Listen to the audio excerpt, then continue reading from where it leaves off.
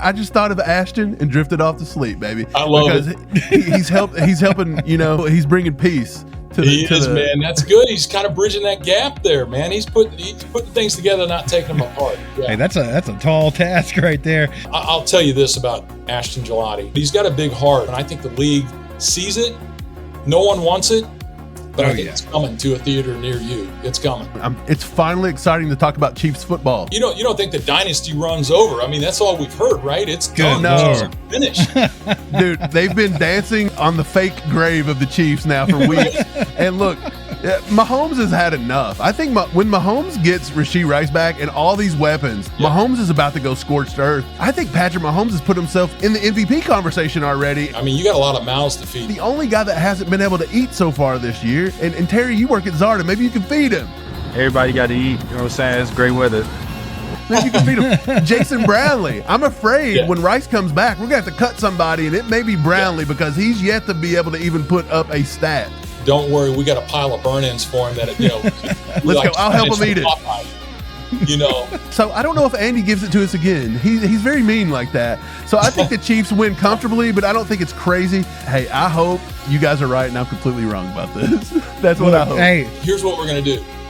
Whichever score of yours, whatever the real score is the closest to you guys, the winner of that, one of you two, is going to get a complete pack of the Casey Takeaway sandwich. Oh, let's go. I'm going to send you all the stuff you need to make them so you can build your own there. So we'll overnight that to you, and you'll have everything you need. So there's going to be one winner. We'll send a huge sandwich pack with some sauce and some fun stuff. You're listening to All Chiefed Up, the podcast.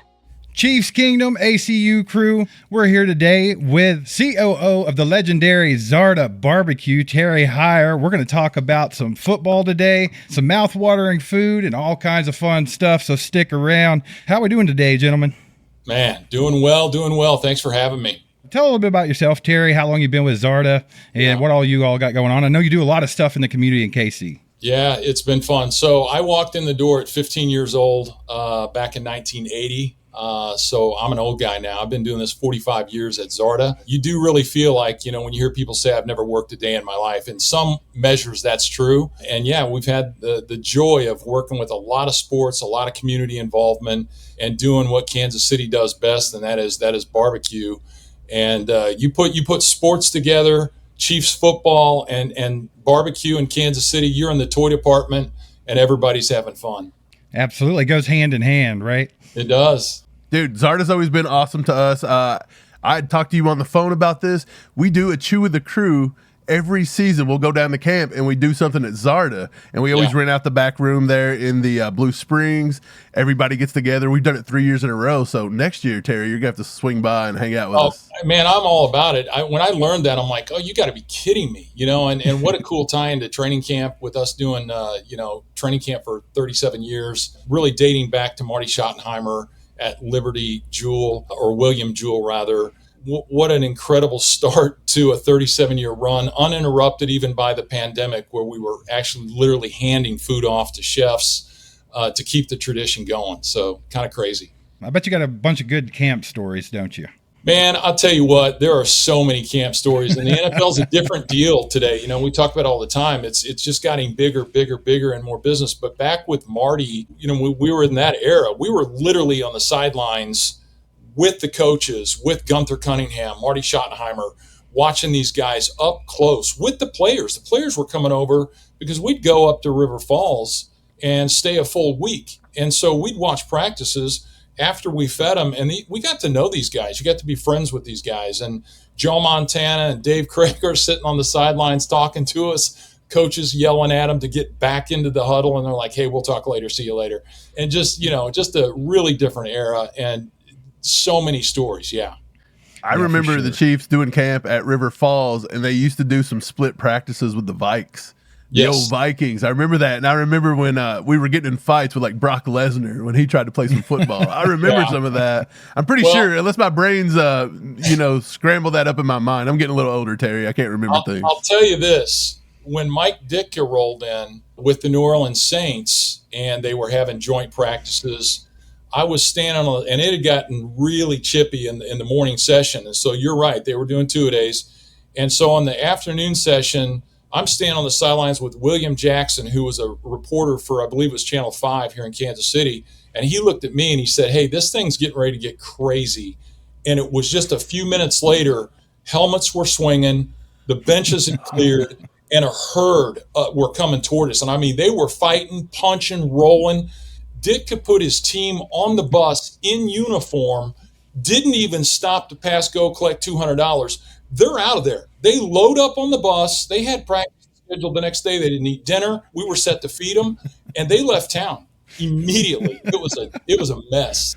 Dude, they missed out on some great barbecues. What they did. Yeah, they did. Yeah. Hey, losers lose, Ditka. Losers That's lose, right. baby. That's right. Ran him right out of town. But yeah, we did a bunch of joint practices up there and would feed like the Vikings and Randy Moss and all that. And specifically, I remember Randy Moss. He wouldn't leave the field signing autographs. I was impressed with that guy. That's awesome. But, and he's a good dude off the field too. We've done some stuff with him on Monday Night Football back in the day, and just a good guy. Well, you have the KC takeaway going on right now with Ashton Gillotte.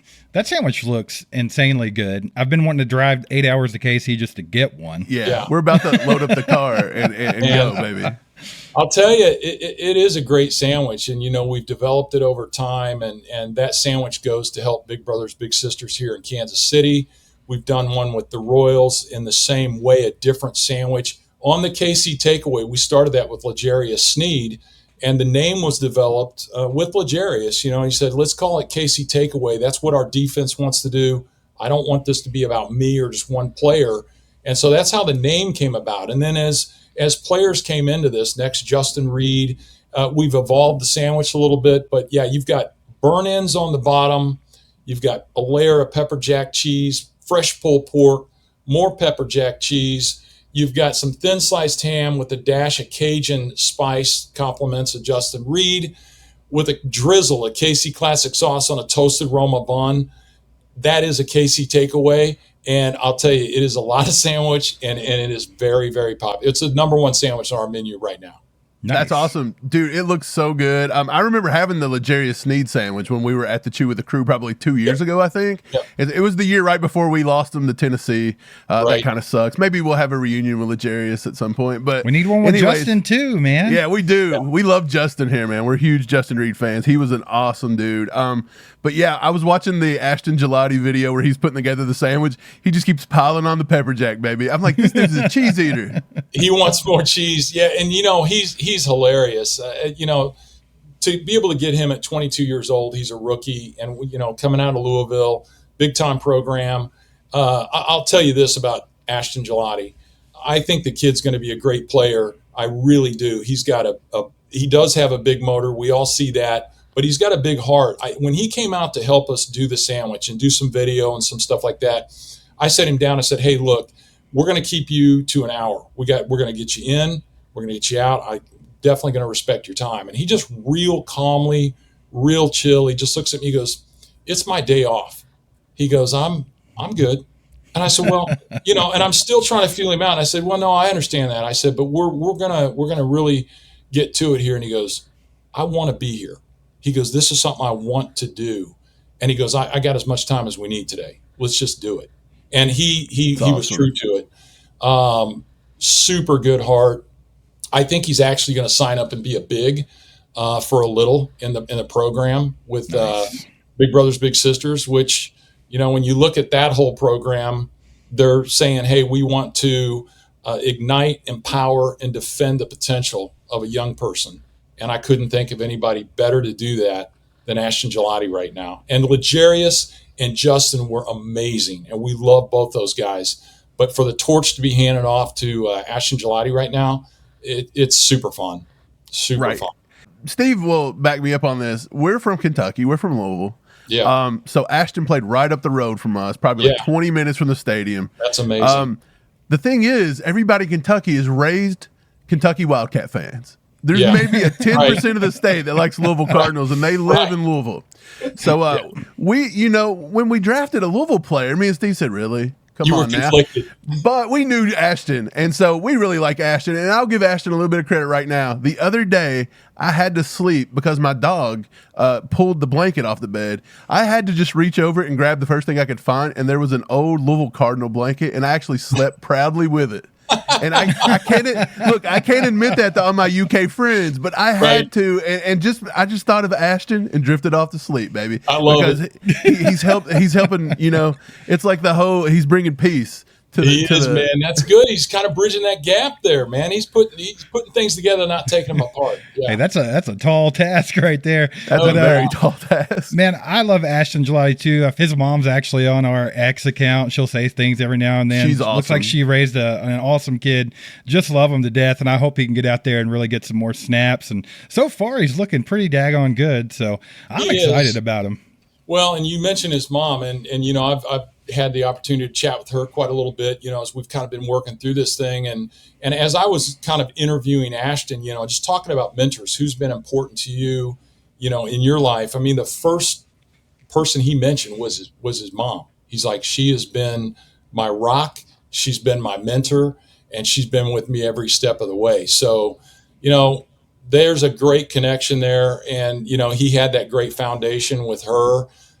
He tells the story, you know, his dad, you know, wasn't always around and whatnot, but his mom was just a rock through that process. So yeah, she's important to him and who he is today. That's really awesome, man. Yeah, our rookie class is great this year. I feel like Veach might have knocked this one out of the park. Obviously, it's yet to be seen. It'll probably take a couple years to get the full grasp of what happened there. Yeah. But, I mean, Ashton's awesome. And, you know, before we started recording, you brought up Brashard Smith. Yeah. I think that's a guy that's on everybody's mind here in KC. They want to see him get the ball more. How do you feel about that one, Terry? Well, I mean, you know, when you watch him, you just know this guy's a playmaker. And I think, you know, there's football players and there's playmakers. And I think when you look at Brashard, this guy, he makes plays. He's patient, waiting for his crease to develop. He's quick through it. This is a guy who was a wide receiver until his last year in college. He has great hands. He runs really good routes. I mean, he could be the best route running back in football. I mean, he's very fluid. So I think we are scratching the surface with a guy like that. And Andy Reid loves a good playmaker. He get him in space, get him in the flow. And I think Brashard Smith, I think he's going to be amazing down the stretch. Yeah, absolutely. I seen a chart yesterday, and you know, this is the time of the year that you get to see a lot of charts. And it's not about what's on the field, it's about the charts Monday through Saturday. That's what it's about. When you're a talking head, you're an analyst, whatever, it's about the charts. But this chart showed the offensive line in every gap and where we rated the best running the ball.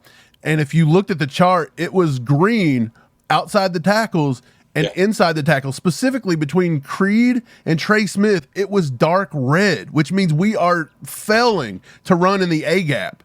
Yeah. And so I was looking and trying to figure this out. Like, why are we struggling so bad between our two best offensive linemen? Yeah.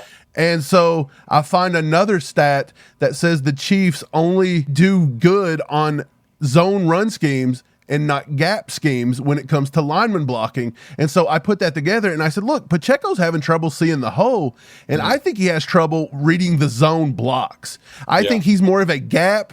It goes to a specific place, and that's where Pacheco dominates. And I think if the Chiefs and Andy Reid, they always want to run zone. They're a zone blocking team. That's where they all grade the highest, not gap blocking. It's zone blocking. Brashard Smith can read better than Pacheco at this early stage in his career, I believe, from what I've seen on the All-22 film. I'd like to know what you think about that.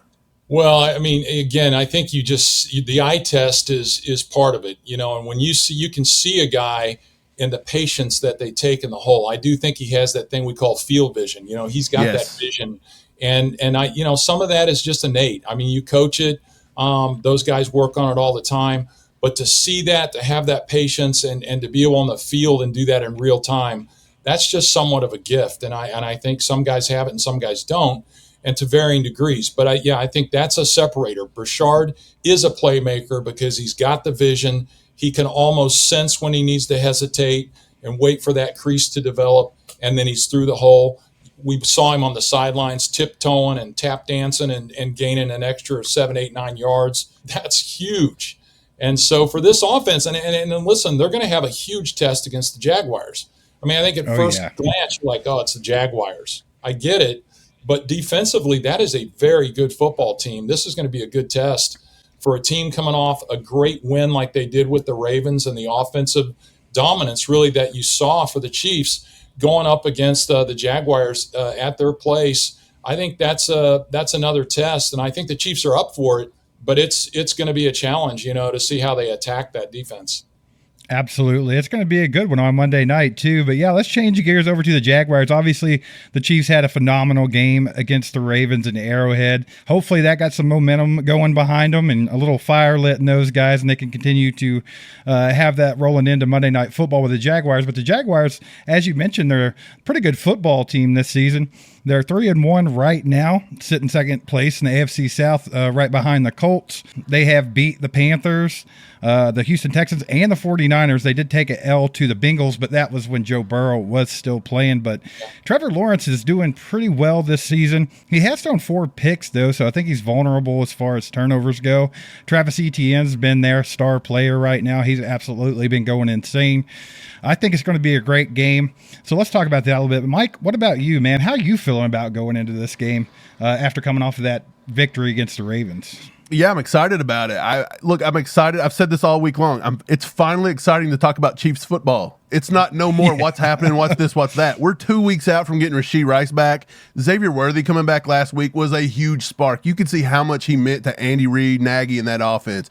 And look, I talked about this. You don't think the era's over. You don't think the dynasty run's over. I mean, that's all we've heard, right? It's done. No. Finished. Dude, they've been dancing on the fake grave of the Chiefs now for weeks.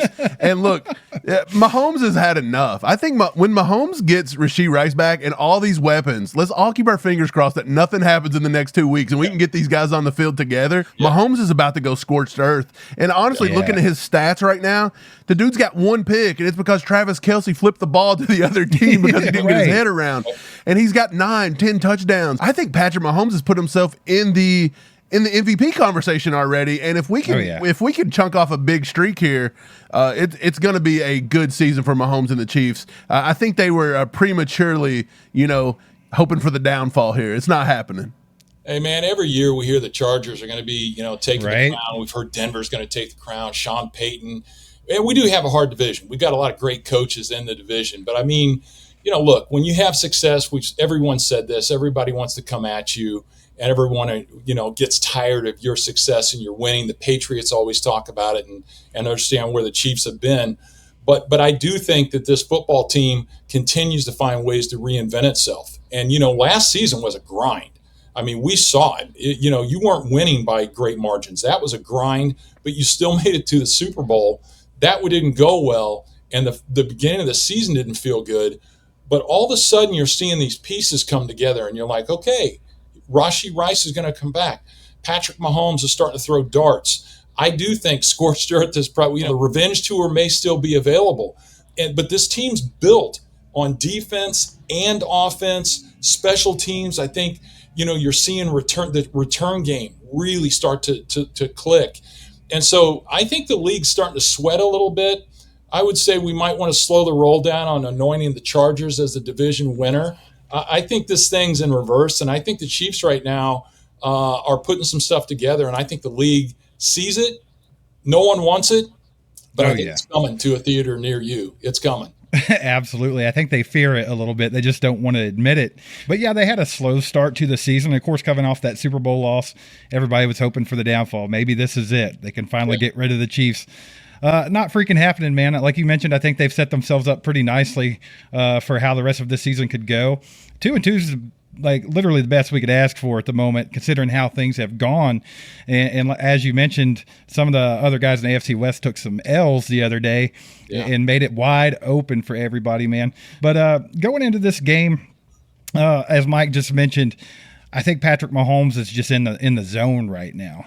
So I'm really hoping to see that passing attack keep improving, especially with just 2 weeks away from getting Rashee Rice back, as you mentioned as well. But How about Tyquan Thornton? I feel like this kid, we can't say enough about what he's been able to do. Obviously, getting drafted in the second round to the Patriots. Didn't really do much over there. Of course, his quarterback kind of sucked and the offense wasn't good. What a steal to stash him on the practice squad last year. He's really showing out. Do you think we'll see more of him this week than we did last week? Or do you think he's kind of taking a backseat to Xavier Worthy? And then also going forward, when we do get Rashee Rice back, do you think Tyquan will still play a role in the offense?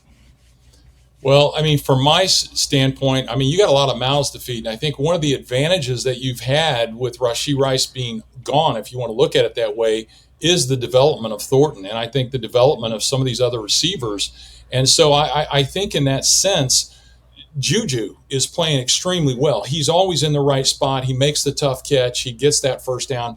And then you've got Thornton, who's a big threat, along with Xavier Worthy.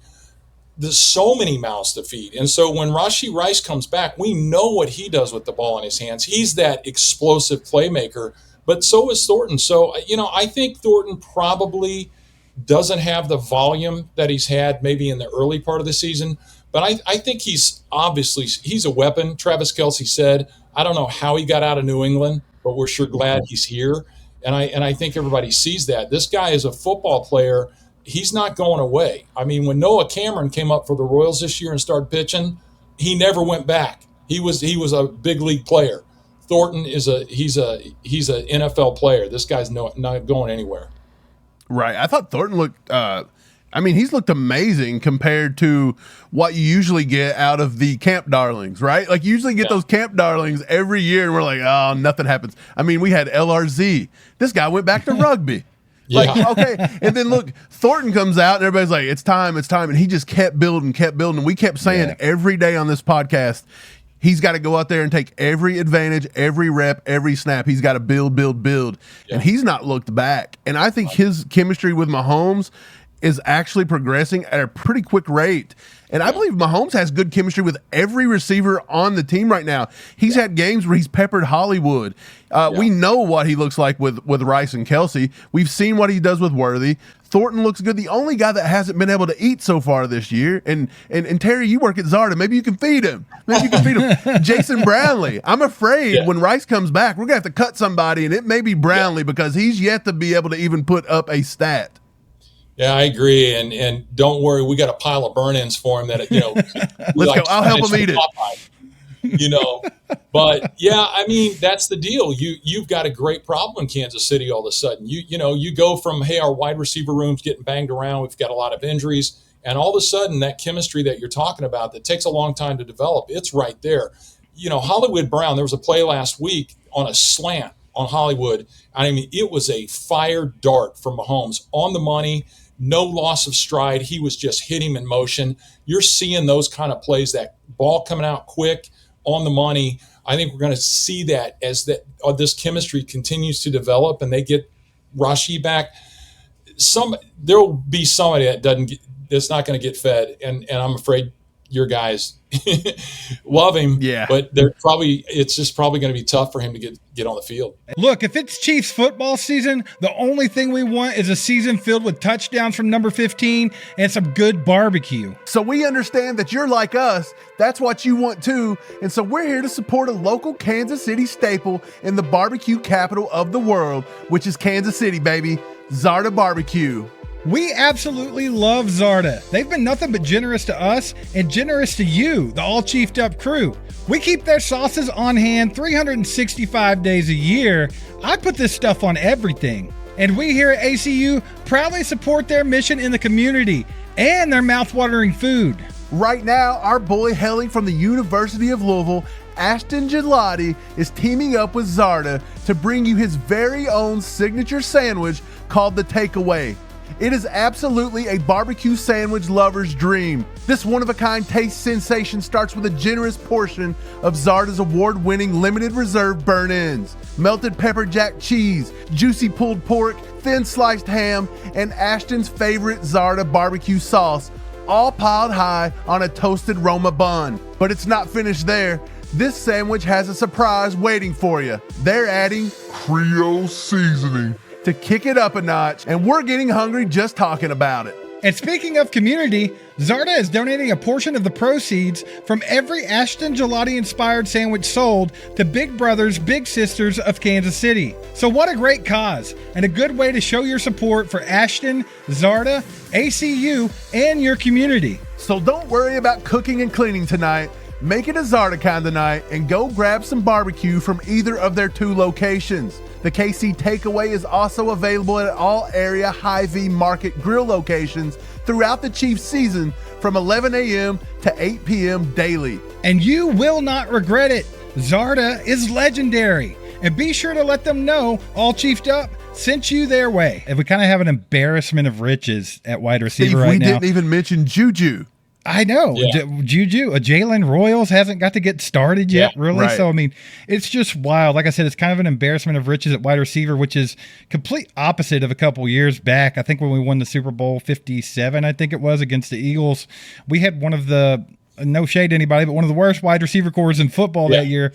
Sky Moore, Kadarius Toney, MVS, and everybody was really down on it. And then, like, just a flip of a switch, as Brett Veach tends to do, will correct a situation. Yeah, he does. He's good at it, and it's got to be said. I mean, this team has been for 3 years a defensive football team, led at some level by the defense. Right. And I think what we're seeing right now is still an excellent Spagnuolo-led defense. But now all of a sudden, if the Chiefs' offense begins to put pressure on teams, and you create a little bit of a one-dimensional team on the other side, this defense is they're gonna feed on that.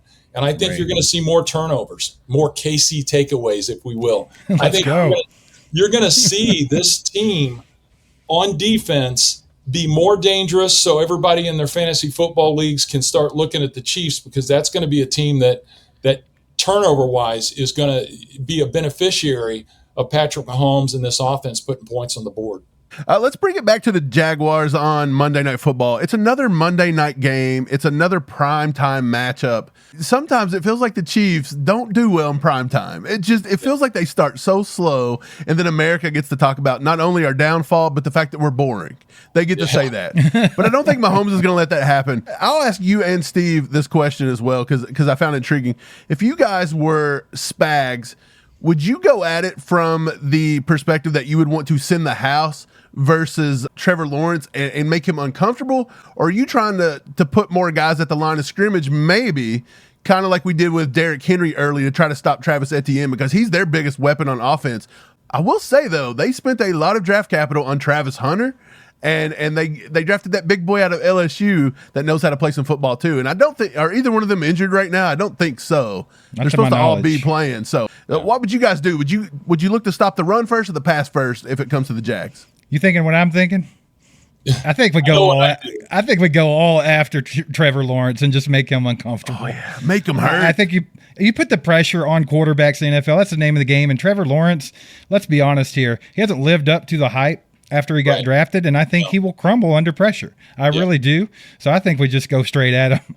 Well, look, their passing game has not been prolific, and it just isn't. That passing game, they are led. You said it. Etienne is the guy that leads that whole thing. I think when Spagnuolo's been successful, and you know, we all talk about this, can we get a rush with 4 down linemen, and how often do you send the dogs? How often do you just unload that thing and go zero and go all in?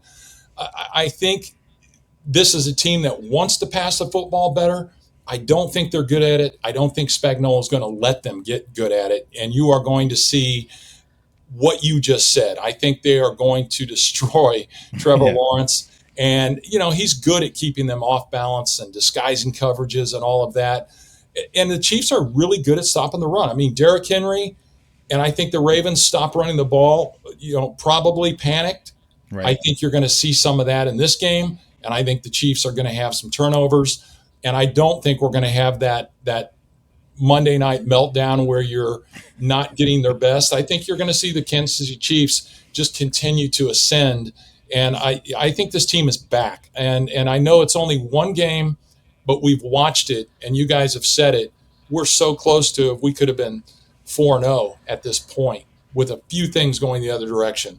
I think this team dominates on Monday Night Football, and America then gets to see the Kansas City Chiefs era is still in motion.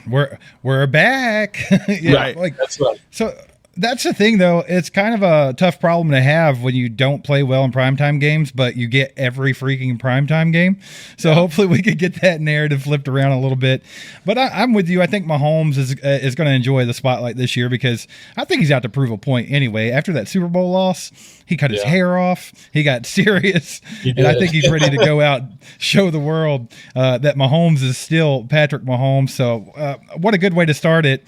This year than on Monday Night Football against the Jags. I mean, why not?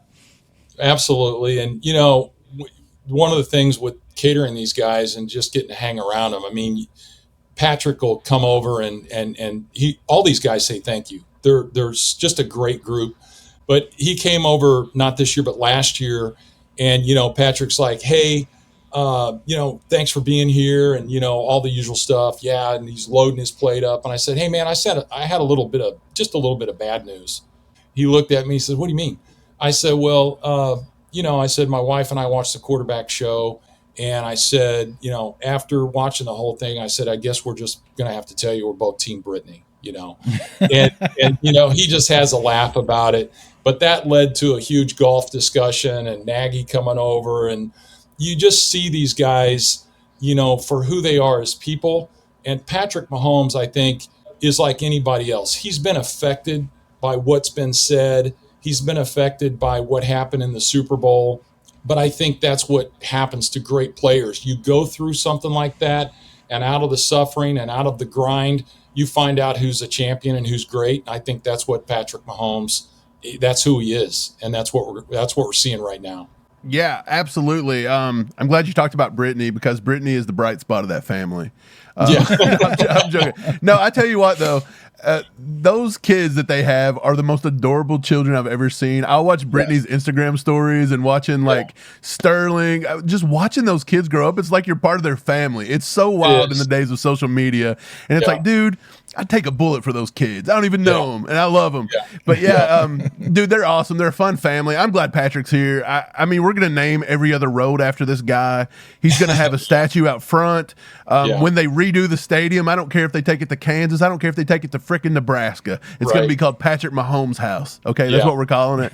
He's done so much. Like me and Steve talk about it, man. Our pops has been a Chiefs fan. He ingrained it in our souls by the time we were 2. It was Jesus and the Chiefs. Okay, that's what it was. That was his job on this earth.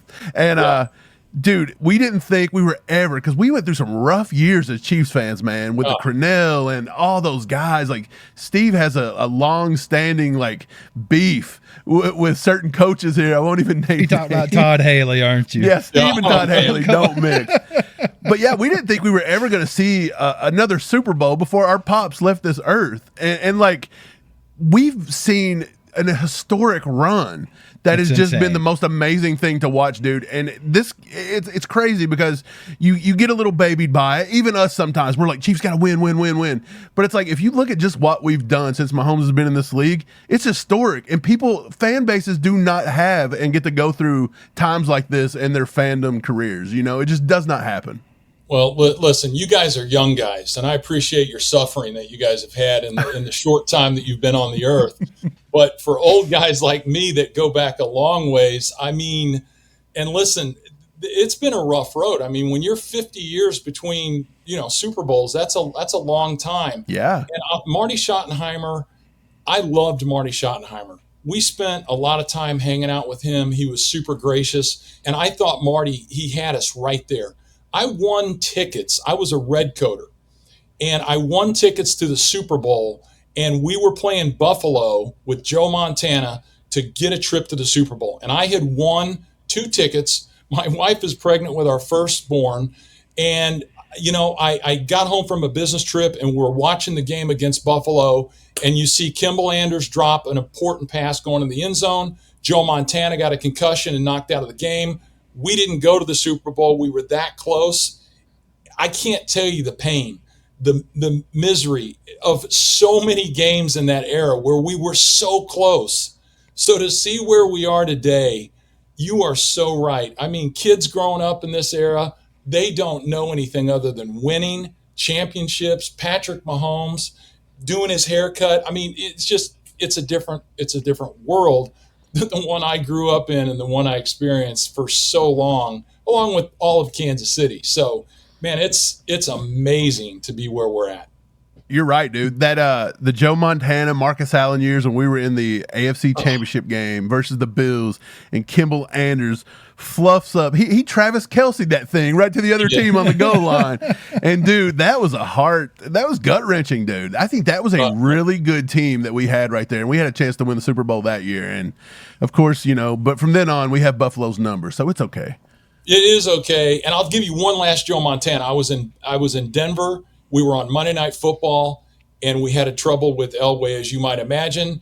And Elway had gone down late in the game, scored a touchdown, threw his arms up in the air. We've won it, right? That's right. And I can't remember exactly how much time's on the clock. Montana casually comes out with just a short amount of time, drives him down the field, scores a touchdown with almost nothing left on the clock, maybe 4 seconds. And I mean, that crowd in Denver went stone silent. One of the greatest days of my life. In Denver.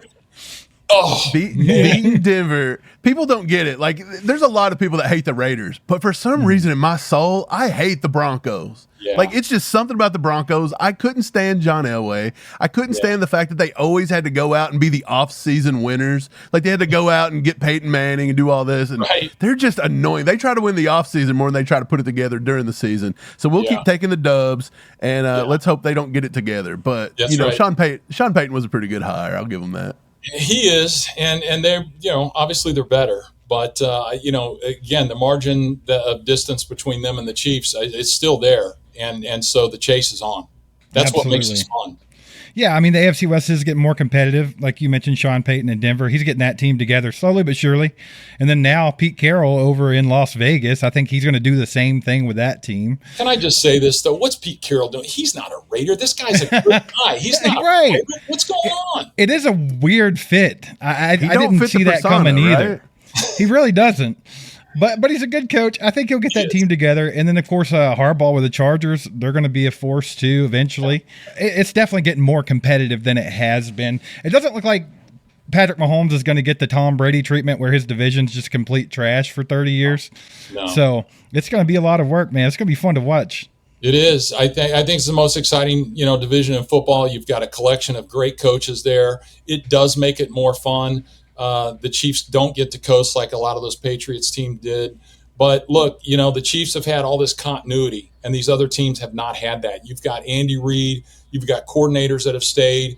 You've got so much that's been in place, and there's culture there in that locker room. There's culture there with that coaching staff. That is part of the success of Andy Reid and the Kansas City Chiefs. These other teams have been a turnstile of coaches and staffs and offensive, defensive coordinators. I don't think you can say enough about what the Chiefs have done to keep the band together and get this thing to where it's at. That's part of the magic. Absolutely. Back to the Monday Night Football game. We keep getting away from the Jags, talking about all this awesome stuff. Getting out in the weeds a little bit. It's all good. Yeah, this is going to be out. This is going to be out on Saturday, so people's going to be really fired up for that game on Monday night. Look, Spags versus the Ravens and Lamar Jackson. Me and Steve made the joke that Lamar quit. Like, look, they said he's going to be out this week, and then I seen something yesterday that said that he's probably going to play. We'll see. And I said, we said our boy got that hammy back really quick, didn't he? Look, Spags always does what he does versus the Ravens, and one thing that I seen him do versus Russell Wilson was do that split safety look where they were running two different coverages.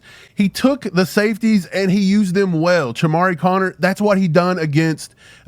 By the way, Leo Chanel, he used him to perfection versus the Ravens. Love Leo Chanel. I thought that that Spags done well. 13% is what he ended up showing cover zero to Lamar Jackson and the Ravens. The Jaguars and how this relates is they sit right now, I think that they're +9 in the turnover battle, which is wild because – they've not really played a lot of great teams. Don't get me wrong. I guess the 49ers would be their best win this past week. Yeah. But +9 in the turnover battle is why that they are sitting at 3-1 right now. But their 4 turnovers have all been Trevor Lawrence interceptions. And with Spags coming out and possibly using these safeties and these linebackers and throwing some weird looks and maybe running more cover zero, do you guys think that, because we've talked about we want to shut down Trevor Lawrence, is that the way to do it? Should we just keep pressuring him with safeties, keep coming at him? Or should they do a different game plan this week because now they've kind of got it on film a couple weeks in a row and the Jags could be expecting it with an extra day to prepare? Dude, I said the same thing earlier when you asked a similar question. I just think you just put the pressure on Trevor Lawrence. Absolutely, he's gonna buckle as long as they don't let contain go and don't let like some little silly screen passes or delayed screens to ETN get chunked off for 40 and 50 yards. It's just basically it's gonna be all about the tackling, right? Just make sure you're being fundamental and doing what you got to do. But I think you put the pressure on Trevor Lawrence and it's a wrap. Just like a lot of other quarterbacks in the league, I don't think he performs well under pressure. So now he will get out with his legs a little bit, but we showed last week against probably the best scrambling quarterback of all time, we can shut that down, right? So I think we just keep an eyeball on a few things like that. And I think the Chiefs are golden, man, as long as they keep playing the way they're playing. Well, so the reason, before you answer, the reason I asked this is because if we're running cover zero, you are trusting that you're man-to-man on the outside versus Travis Hunter, who is an amazing athlete, and Brian Thomas Jr., who can absolutely torch you on the deep ball. So that's what I'm saying. Like, are we comfortable bringing our safeties down and really running a lot of cover zero, just trusting these guys man-to-man? 13%? I could do 13%. Okay. 13% works. Yeah, look, I think in this league, the thing you're always trying to do is make a team one-dimensional. Once you can make them one-dimensional, you can really get after them. And so I think the Chiefs are going to put an emphasis on stopping the run game. I think they've been successful at handling Derrick Henry and shutting that run game down. And even though Lamar has great legs, and I do, it felt like he kind of took himself out of the game. We'll see. But it doesn't matter. I think if the Chiefs are going to emphasize stopping the run, I think Spagnuolo is like Andy Reid. We're going to figure out a way to disguise those coverages. We're going to figure out a way to trick you into thinking this looks like this and then it's this. I don't know how much cover zero they'll do, but like you said, 13%. I think their emphasis this week, stop the run, make them one-dimensional. He's going to take his shots. And I think that's where mistakes get made. If the Chiefs can put points up and make them chase, this game gets very easy for Spagnuolo and his group. Noel Williams, our rookie cornerback, is a dog. Okay, yeah. Trent McDuffie is a dog. He's a dog. I think we're good on the outside there. Not to mention Jalen Watson has been playing lights out football as well. Chamari Connor has been playing well. We've actually had a pretty good defensive back room, even though Christian Fulton can't find the football field. But I really think that they're doing a good job. And as long as they don't overdo it to where it becomes predictable, I think we're completely fine there. I don't think we'll see it at the 13% rate because I don't think anybody on the Ravens scared you to beat you deep. Maybe Zay Flowers, but again, you're going to put McDuffie on him, and that's pretty much you trust that. The rest of them, not so much. Nobody really feared, D-Hop this late in his career or Bateman or any of those guys, Devontae Walker. Nobody really cares. But if you look back at the Giants game, we didn't run as much zero, and Malik Neighbors was a guy that could beat you deep. Now, he's messed up his ACL or whatever, and but you didn't see that too, with him. Yeah. But they did stop those guys from being able to do that. So I think Spags was maybe testing the waters there, and he may test the waters here. I just don't know if he's going to do it at a 13% rate. Another thing that goes to the Chiefs' advantage right now is that it was just come out today that Travon Walker, their number one pick a few years ago, one of their best pass rushers besides Jared Allen from UK. Let's go. Josh Allen. Get it right. Josh Allen, my bad. I always say Jared. So Travon Walker, surgery day to day. They don't know if he'll play. He's the number 2 guy on their defense in pressures, and he is the number 2 guy in the entire NFL in run defense with a score of 84.9 per PFF. So if he cannot play, that is a big-time loss for that defense. And I think Patrick Mahomes, that's going to ease up a little pressure on him, help Josh Simmons, help Jawan Taylor, help some of those guys. If Mahomes gets comfortable in that pocket, he is going to eat. Do you guys agree? Of course. I think you get the run game established early. Andy doesn't like to do that sometimes, but that's okay. As long as he can get out and take a couple deep shots early, I think Andy feels better about running the football. Yeah. Like he's kind of backwards to everybody else's logic about that. Yeah. But that's fine. If that's how Andy wants to do it, I think we come out and take a couple shots at either Taekwon or Xavier. And if we land one of them, then all of a sudden we can start running the football up the middle, right? So I think that's key. Just, especially if they're missing Walker right there in the middle, I think you take advantage of that. And I think you maybe get Patrick under center and just run the ball straight forward with Pacheco a few times, like you mentioned earlier that Pacheco likes to do. Obviously, they like to do the zone blocking schemes and a little slow to develop run plays sometimes that I don't feel like are very effective, but I think you just hit them in the mouth. That's the nail on the head right there. The Chiefs come out and they do those slow developing plays in the backfield. Even Romo called that out. When we started just hitting the line very quickly and not doing that and just hitting the A gap, hitting the B gap as hard as we can, the running game looked a lot better. And I believe Pacheco, if he's your one, that's where he excels. Kareem Hunt, if he's your two, he's getting a little older. That's where he's excelling. He doesn't, benefit from dancing in the backfield for an hour and letting the defense catch who up. does, though? Right. Brashard Smith's got those twinkle toes, baby. Yeah. Le'Veon Bell style, right? Yeah. Oh, absolutely. A little Was there Shady anybody McCoy that there. hesitated more than Le'Veon Bell? That guy took No. a day and a half to watch the whole He development. waited until his offensive lineman had a firm hold on everyone. And then he was like, let's go. I'm gone. Yeah. That's awesome. Hey, let's get this as predictions for the game. Does that sound like fun? Terry, you're a guest. You want to go first? I don't know if you've thought about it, but you want to give a score prediction, maybe who you think might be MVP? I think that you're going to see the Chiefs, again, offensively put points up. And I think Andy Reid does like to lead with the pass to develop the run. And I think that'll come. And so I think the Chiefs are going to put up some points. I'll probably say they're going to put up 34 points, which is a lot of points on a Monday night against a really good defense. I like it. They're going to put that up. And I think the Jaguars, because they're going to be just chucking and junk and everything else, I think they're going to have 20. So I'll go 34-20 Chiefs, but it's going to feel like a dominant game from start to finish. The Chiefs are going to own this game. Absolutely. Who do you got for an MVP there, Terry? I think it's I'm going to go with Tyquan Thornton is going to have another big game. I think we're going to talk about him next week. I really do.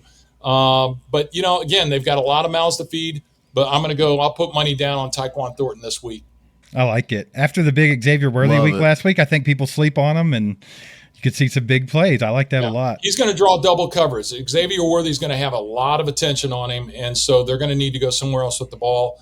And you guys mentioned, I got to say this, big Bob Tonyan. I think he can play. I don't know where he's at right now. I love Noah Gray, and of course Travis Kelce is still making plays and maybe a little more rested, as you guys had pointed out on a different podcast.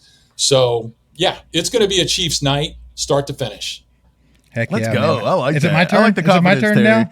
Yes, you go, Steve. I'm going right there with Terry. Pretty close. I was going with the exact same score that I guessed against the Ravens game because I feel like it's going to be a similar played out game. Yeah. So I'm going to stick with it. I'm going to say 35-17 Chiefs. Okay. I think they'll get over that 30-point mark again.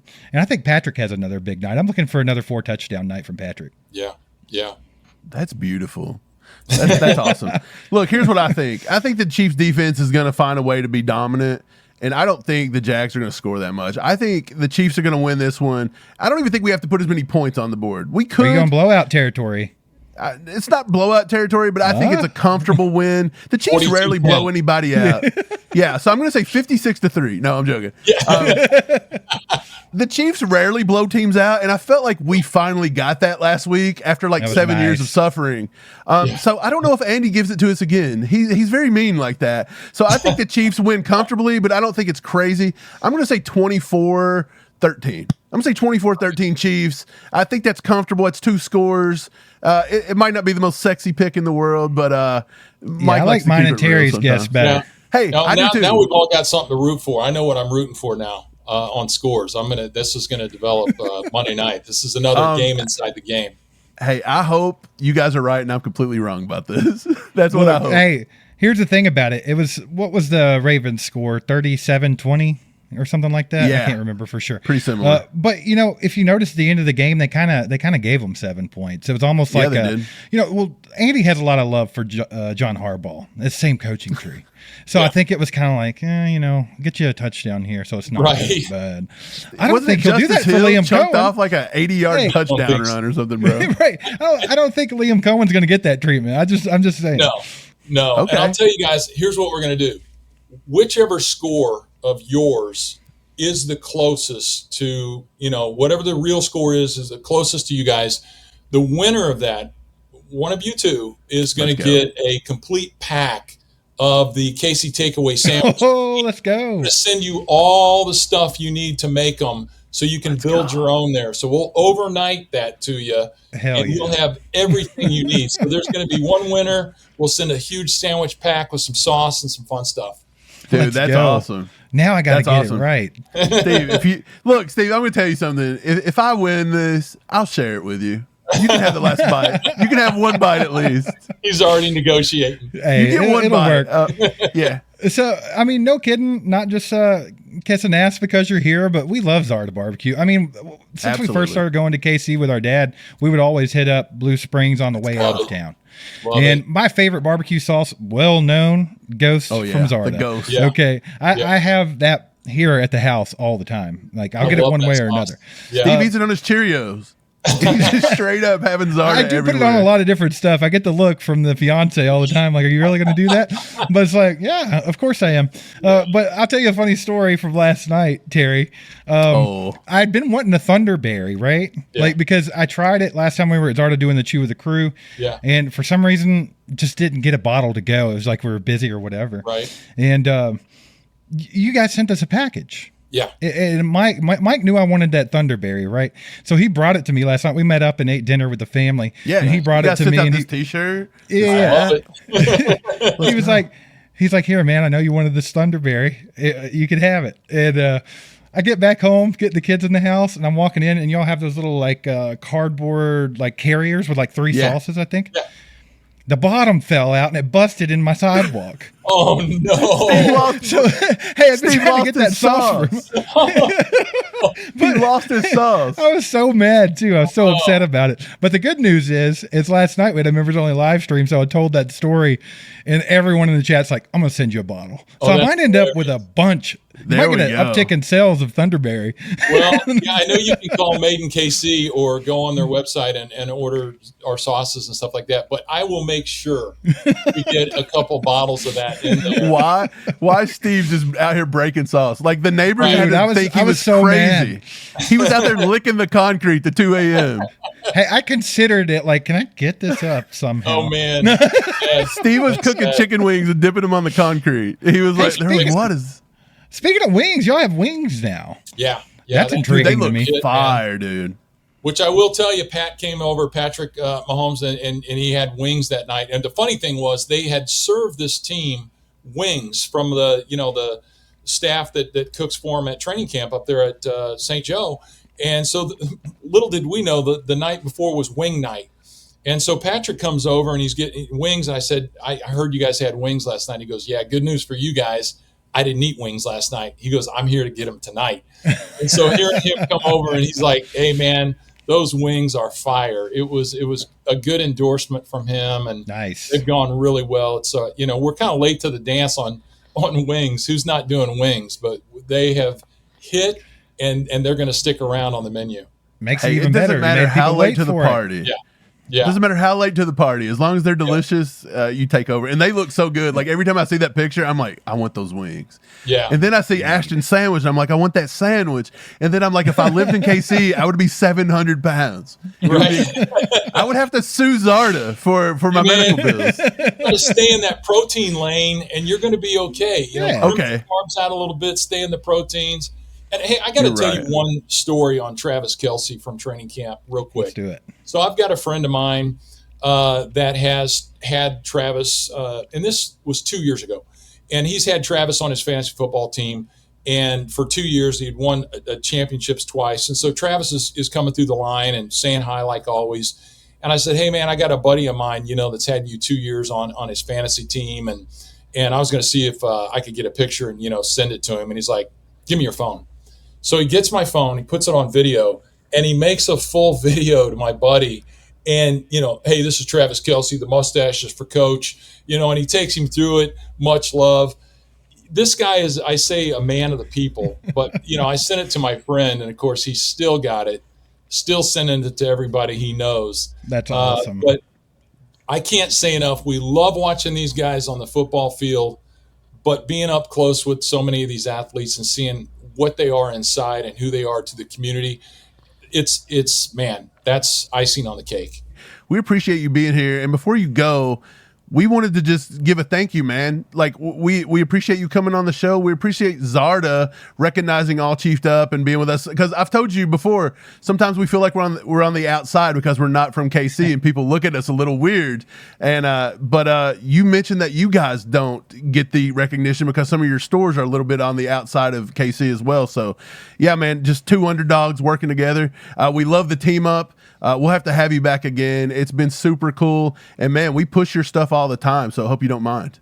Man, I love it. I'm so appreciative of you guys. And I'll tell you, if you talk to Mitch Holthus, and you talk about an Energizer Bunny, Mitch Holthus is going to tell you that Chiefs Kingdom is bigger than Kansas City. And so you guys, where you're at in an outpost, in Kentucky, getting it done and planting a flag for the Kansas City Chiefs, I don't think it matters your geography. I think it's about the heart and the soul of what your dad put in you and who you guys are today as Chiefs fans. And when people listen to your podcast, they hear passion, but you guys know football. Like every time I tune in, I'm learning something, coverages. You're talking A-gaps and all that. And I'm no football coach. I'm a barbecue guy, and we all watch it. But you guys are a lot of fun. I can't wait to see you next year when you're coming up for training camp. I will definitely be there. Stay tuned. We'll see who wins this contest. I'm sure you guys will share. There's probably going to be some Thunderberry sauce in there, but you guys are the best. Thanks for having me.